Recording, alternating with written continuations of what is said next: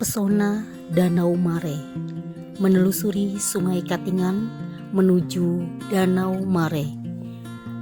Dalam buku Tumbang Samba Kota Pahlawan di Tanah Dayak yang ditulis oleh Profesor Dr.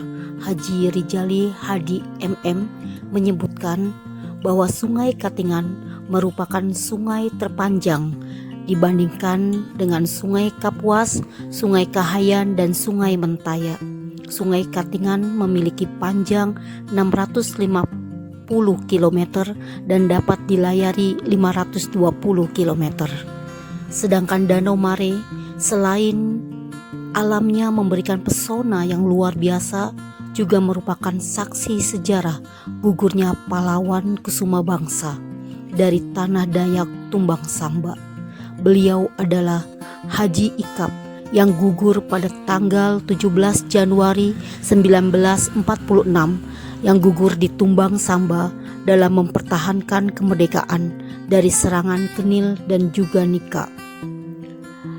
Kemudian disusul pada tanggal 24 Agustus 1949 terjadi kontak senjata di Danau Mare Tumbang Samba yang mengakibatkan gugurnya Minun Dehen sebagai pahlawan.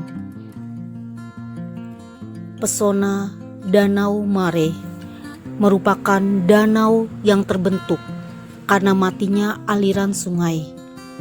Alur sungai yang berbelok-belok ada yang membentuk tanah sempit dibandingkan dengan tanah genting di Panama dan tanah Kradik Semenanjung Malaya. Pada tanah sempit ini dibuat jalan pemintas yang lama-kelamaan makin sering digunakan, misalnya untuk membawa sapi, membawa kerbau, dan kegiatan perjalanan lainnya. Menurut tulisan Muntas Arifin di masa Pembakal Kapas sebagai kepala desa di Samba Bakumpai, tanah sempit tersebut antara Tumbang Samba dan Teluk ini digali secara gotong royong dengan mengambil rakyat setempat dan desa yang berdekatan.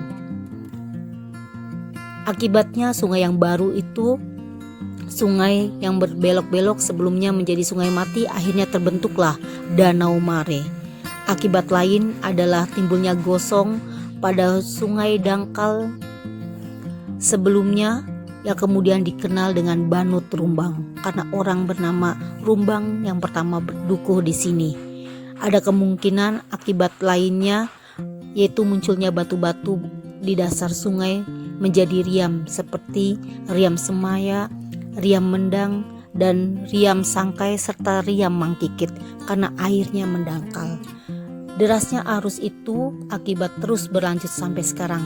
Misalnya terjadi pada tanah Rumbi di sepanjang Samba Katung dan Samba Danum.